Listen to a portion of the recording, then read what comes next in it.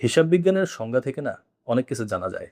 যেমন আমরা হিসাব বিজ্ঞানের সংজ্ঞা থেকে শিখেছিলাম যে লেনদেনগুলা হিসাবের বইতে লিপিবদ্ধ করা হয়। এই যে হিসাবের বই, এই জিনিসটা হিসাব বিজ্ঞান অনেক গুরুত্বপূর্ণ রোল প্লে করে। কারণ আপনি যা কিছু লিখবেন, কোথায় লিখবেন? ওই যে পশুর চামড়ায়, গাছের ছালে বা দেয়ালে, গুহার ভেতরে কোথায় লিখবেন? আপনি লিখবেন হিসাবের বইতে। এই জন্য হিসাবের বই সম্পর্কে জানা আপনার কাছে অনেক বেশি জরুরি হয়ে যায়। হিসাব বিজ্ঞানে হিসাবের বই সাধারণত দুইটা। একটা হচ্ছে প্রাথমিক বই, আরেকটা হচ্ছে স্থায়ী বা পাকা বই। প্রাথমিক বইয়ের নাম হচ্ছে জাবেদা এবং স্থায়ী বা পাকা বইয়ের নাম হচ্ছে খতিয়ান। এখন প্রাথমিক বই জিনিসটা কি? আপনি ধরেন একটা টিচার লেকচার দিচ্ছে, আপনি তার কথাগুলো শুই না কোনো রকম খাতায় নোট করতেছেন, কোনো বিস্তারিত না, প্রাথমিকভাবে খাতায় নোট করতেছেন। এরপরে বাসায় এসে কি করবেন? সেখান থেকে দেখা দেখা আপনার যে মেইন নোটবুক সেখানে তুলবেন।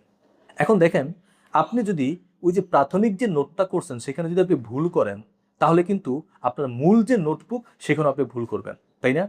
এই জন্য প্রাথমিকভাবে যখন আপনি তুলবেন প্রাথমিক বইতে, সেখানে ভালো মতো তোলাটা জরুরি। ঠিক একইভাবে হিসাব বিজ্ঞানের যে প্রাথমিক বই জাবেদা, সেখানেও ভালো মতো হিসাবগুলো তোলা জরুরি। এই জন্য হিসাব বিজ্ঞানে যে জাবেদা যত ভালো জানবে, তার জন্য হিসাব বিজ্ঞানটা ততই সহজ এবং সুমধুর হবে। এখন এই জাবেদা নিয়ে আপনাদেরকে বিশেষ 5টা ক্লাস আমি দিব। এছাড়াও আরো অনেক ক্লাস আমি দিব। আপাতত 5টা বিশেষ ক্লাস আপনাদেরকে আমি দিচ্ছি। এই 5টা ক্লাস আপনারা দেখেন, আশা করি আপনারা জাবেদার এক্সপার্ট হয়ে যাবেন, জাবেদার কিং আপনারা হয়ে যাবেন।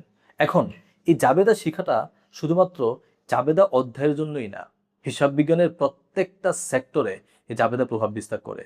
অনেক অনেক অধ্যায় আছে যে অধ্যায়গুলো করতে গেলে জাবেদার প্রয়োজন হবে। আপনারা মনে করতেছেন হয়তো জাবেদা মনে হয় শুধুমাত্র জাবেদা অধ্যায়ের জন্য দরকার। না, জাবেদা জিনিসটা প্রত্যেকটা অধ্যায়ে দরকার। এজন্য আমি যে জাবেদার ক্লাসগুলো দিচ্ছি সেগুলো ভালো মতো করবেন। ইনশাআল্লাহ আপনাদের হিসাব বিজ্ঞানকে অনেক বেশি সহজ করে তুলবে জাবেদার এই ক্লাসগুলো। দেখে ফেলুন এখনই।